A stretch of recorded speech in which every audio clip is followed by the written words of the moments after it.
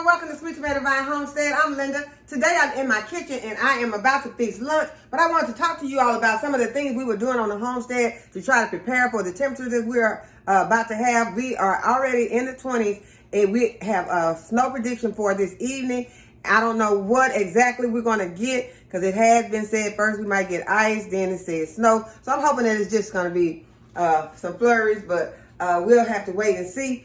It is cold and you can feel it when you open the door. You can feel it when you open the garage door. It can seep in. The air can get into your house. I wanted to just talk to you all about some things that we're doing to try to make sure that we're trying to stay as warm as we possibly can in these upcoming days. One thing that we are doing is we're wrapping all of our faucets that are outside. We have some insulation that we just put on them, and it is just something you can find anything around your house. You can find old blankets. You can find if something that you just want to strip up, and then you can cover it. And what we have are the paddings, like what you would have if someone was sick in the house, and you would put on the bed, or if you had a cat that your pet padding. You could take some of that and you could wrap it around there, and it has cloth on one side. It has, well, not cloth. It has like paper like on one side, and then on the other side it has some plastic,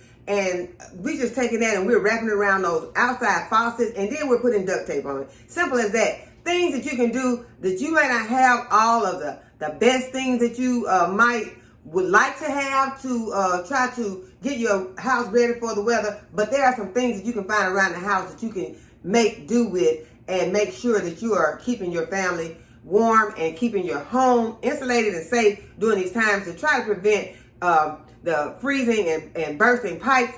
I know some people are going to some extremes and they're even turning their water off. I don't want to do that because we need our water. We need to cook. We need to shower, things like that. We want to make sure that we have water. If it's something happens and we don't have it, we can go and you'll just constantly try to turn that water on. So we don't like that feeling. We want to try to keep the water going, but there are things that you can do to try to make sure that your pipes are not going to bust. One simple thing that you can do is to keep a flow dripping of water, a dripping flow of water in your bathroom, in your kitchen, wherever you have running water in your house, inside of your house. You want to keep those drip going. And sometimes I noticed that we have to put more than a drip because at one point we only had the water dripping and it got so cold, the temperatures got lower than what we are used to. It got so low that the water actually just froze in the middle. We could hear it dripping, and then all of a sudden the dripping stopped because we only had a light drip. So sometimes if those temperatures get very, very low, you might have to go ahead and you might have to turn that faucet up a little more and let it run a little more freely than just that little drip. And also we're hanging, as we did last year when it got cold like this, and in previous years, we take old covers and we put it up to our windows and up to our doors. It is not the best look, but we're not worried about that right now. We are worried about keeping warm. We're worried about making sure that there's no extra air. Some people don't have to worry about that. If they live in newer houses, you might not have to worry about it.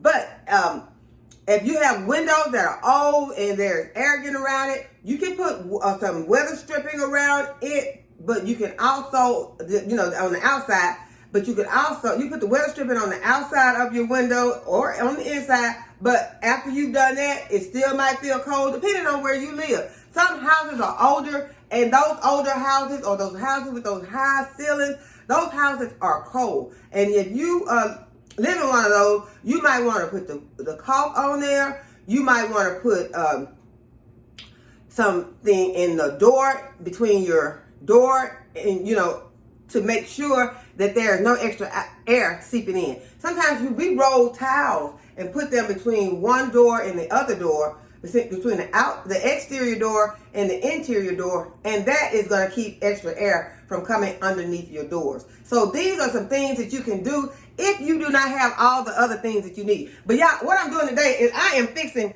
some lunch for us, and I am fixing, it's not everyone's favorite, but it's one of my favorites, and we're having we're gonna have some tuna casserole today. First thing I'm gonna do is chop up an onion.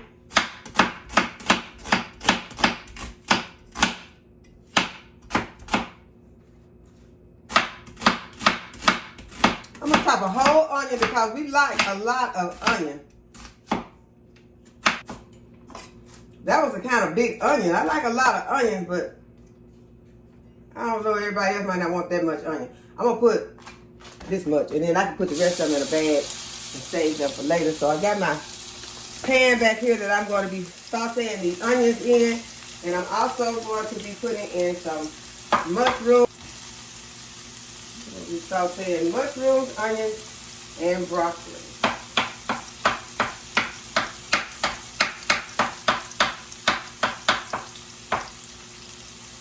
And I got me some water boiling on the stove because that is what I'm going to be putting my noodles in. I almost put my onions, I almost put my mushrooms in there.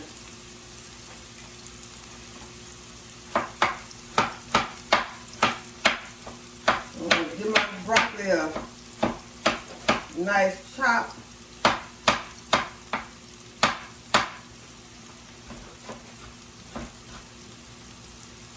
So I'm using about a half a cup of onions, a half a cup of broccoli, and a half cup of mushrooms. And I'm going to saute them on the top of the stove. And while they are sauteing, I am going to get my egg noodles started. Turn my heat up, add some salt to my water, about a teaspoon of salt. Okay, so I'm going to add my egg noodles.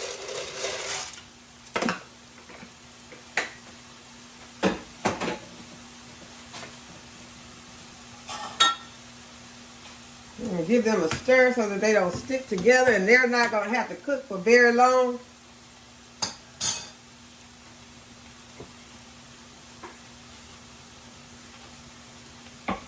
While my noodles, broccoli, onions, and mushrooms are cooking, I am going to butter my casserole pan.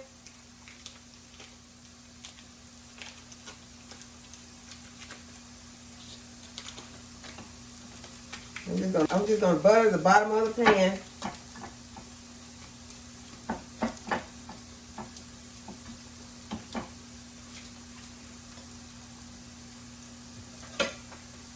And it don't take long for the egg noodles to get al dente, because they're going to go into the oven and they'll end up cooking some more in the oven. So I'm going to go ahead and drain those. Okay, I'll put it back on my eye, and I'm going to start adding my other ingredients in. First, we're going to add about a 1/4 cup of milk.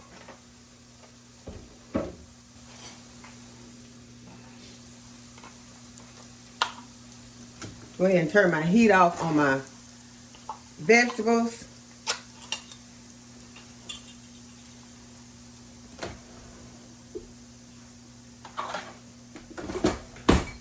I'm going to add 1 can of cream of mushroom soup.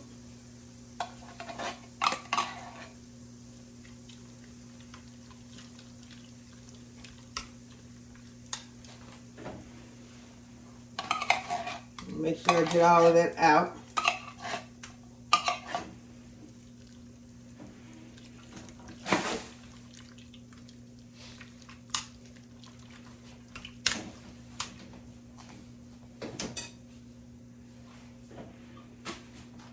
Then I'm going to add some seasonings. Got a teaspoon of onion powder.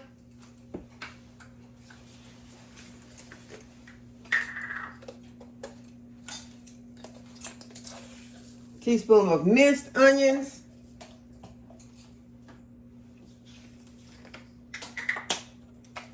Something I like to add in is a little bit of lemon pepper. That's about a 1/2 teaspoon.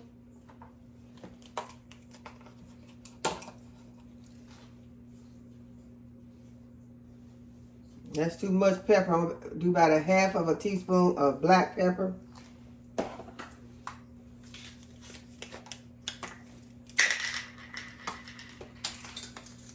And a teaspoon of garlic powder.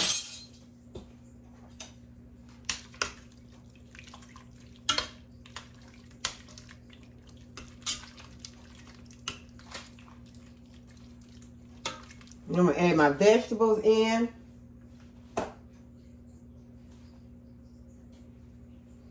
Then I'm gonna add in my vegetables.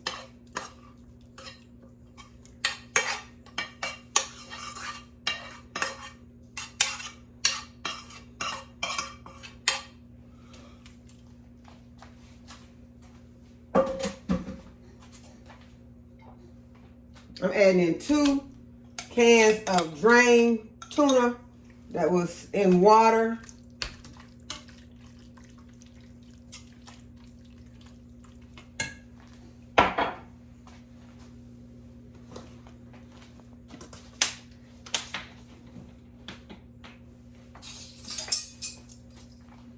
And a tablespoon of lemon juice.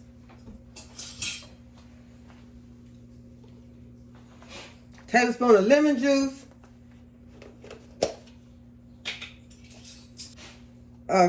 And 2 tablespoons of sour cream.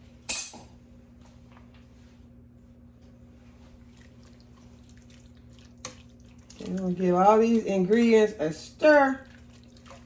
And this is something that you can fix for your family to have a quick hot meal.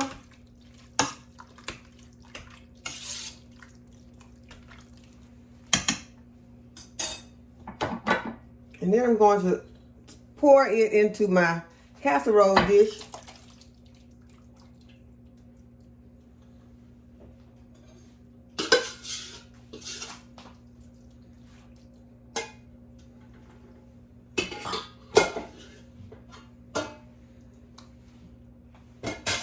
Always keep some chips on hand for times like these. And I'm just going to crunch the amount that I need. We'll top this with some cheese.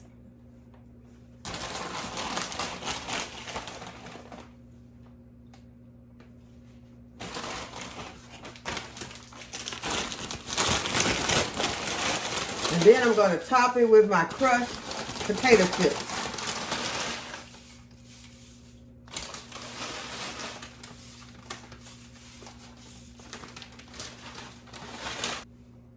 And I'm going to take it to a 400-degree oven to bake until it's bubbly, and then we're going to have our lunch.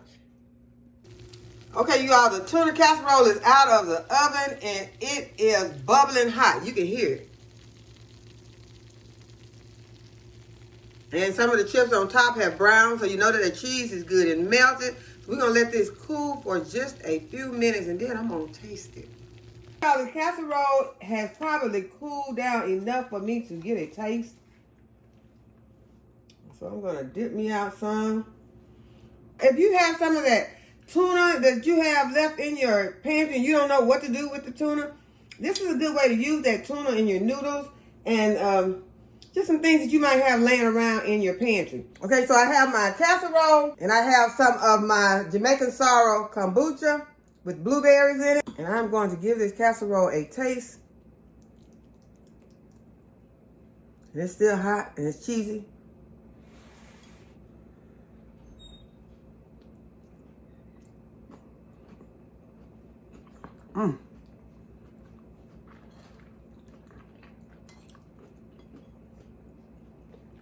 That tuna, that lemon juice, those potato chips, mushrooms, broccoli, onions, cheese. It is delicious, you all. I hope that you go ahead and try this. If you heard bad things about tuna casserole, forget all about that. Tuna casserole is delicious. And it is a quick meal that you can fix for you and your family. Have a nice hot meal on a cold day. So I hope that you all have enjoyed this video and that you give this video a thumbs up and subscribe to my channel. Go ahead and hit the notification bell to be notified when I upload a new video. And as always, thanks for watching. I'll see y'all in the next video. Bye-bye.